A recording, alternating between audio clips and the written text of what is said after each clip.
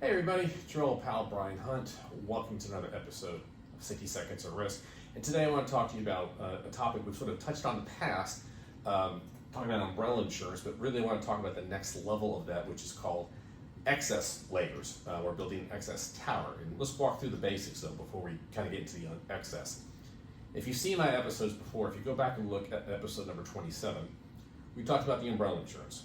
And specifically, umbrella insurance works as a additional layer of coverage beyond your sort of three primary levels of insurance everybody sort of knows about, especially if you're in business. You have general liability, auto, and workers' comp. And what that happens in, say, in your traditional insurance market, you might be carrying limits of, say, $1 million on each of these policies. So you might have 1, 1, and 1 million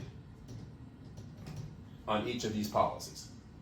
And then you need to get, say, based upon whether because you're getting bigger and you want to protect your balance sheet, or because of contractual obligations, especially if you're a general contractor or subcontractor, you're either your GC or your owner wants to see the higher limits, they might require you to have an umbrella, which might be traditionally, say, $5 million for a coverage that sits above the GL, the auto, and the workers' comp. And as we talked about in the past, if you have a claim that goes beyond 1 million as a general liability or an auto or a workers' comp claim, if it goes beyond 1 million, it's going to go into the umbrella to provide additional coverage. So in this situation, 1 plus 5 equals 6.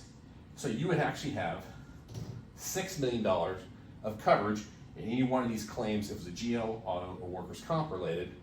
That's some other kind of coverage that's different. It's not covered by the umbrella. But let's say as you get bigger, your jobs get bigger, your balance sheet gets bigger, you might need more coverage than what that $5 million is for the umbrella. So what we might need to do, which you probably can do based upon your carrier and how good your broker is and how good your loss runs are, you might need to get higher coverage. And let's say for the purpose of this, you can get 10 million coverage. So you've got 10 million sitting on top of your auto, your GL, and your workers' comp, which now means you've got 11 million in total coverages. But you might say as you get bigger, or you start doing very large construction projects, this $11 million in coverage might be insufficient, so you need more coverage. But the problem is, your carrier that's doing the umbrella may not have the capacity to go beyond the 10. So you need to go to the market and find what's called excess coverage. And let's talk about how that works. So let's say for the purpose of a conversation, we need to get up to $50 million in coverage. So we hope we can get an additional layer here and an additional layer here that's going to meet our needs. And odds are you're not going to say you need 50 or say 51 million in coverage. You're not going to get all that from one carrier. What we're probably going to have to do is go get from company X and company Y, I'd say 20 million here, 20 million there.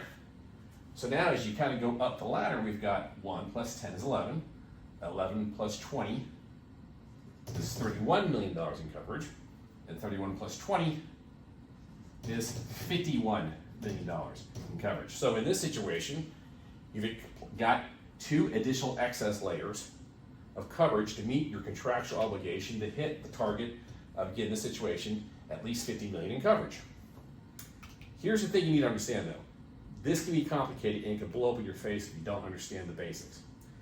Because what you're hoping, what you need, each of these policies needs to react no differently than the ones on the bottom. So the term for that, we call that is follow form. Which basically means what this is saying, that these excess lines need to follow the exact verbiage and wording of the coverages below it. Because if by chance there's an exclusion or a denial of some sort of area of insurance that's not covered, you could find yourself with a hole in your coverage. And let's kind of walk through how that might be the case.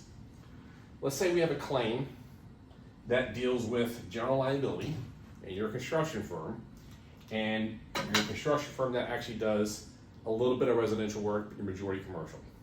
As we've talked about in the past, very clear, a lot of carriers don't like residential work So they will put exclusion on the policy.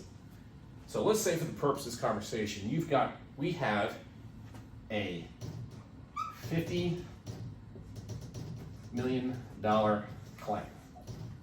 So you're gonna need all this insurance to make yourself whole and get yourself no damage to your balance sheet. And so the first 1 million comes from here. And the next 10 million comes from here. But here's the problem. Company X might have a residential exclusion, which means this policy, which this claim started as a residential work, you work your way up the tower, you're gonna find yourself, this will not be covered. So what this means, and then you go further up into the chain, the last layer will pick this up. So from a $50 million judgment, unfortunately we have no coverage for 25 million because we have the exclusion on this policy, which now means you will hopefully get your claim covered for 30 million that was at 50 million, which means you are on the hook for $20 million. So the key thing here, guys, is your company gets bigger and you have to build up this tower. You gotta make sure every carrier that's gonna be sit on top of your primary three and your umbrella has follow form coverage to ensure that if a claim happens, every layer will get picked up the claim rather than have a big old hole or a donut in your claim. Like all things, guys, it comes down to the details. Look at your policies, look to your broker for guidance to make sure you've got what you need. If you can't get any help, go find another broker. Like all things, guys, I hope you found this informative and beneficial. If there's a certain topic or individual you'd like to see on the show, please post a note on LinkedIn. You can also subscribe to this video and all our videos I have on my YouTube channel. And you can find the videos, this link, on the website formerly known as Twitter, Facebook, and Substack. Until next time, guys.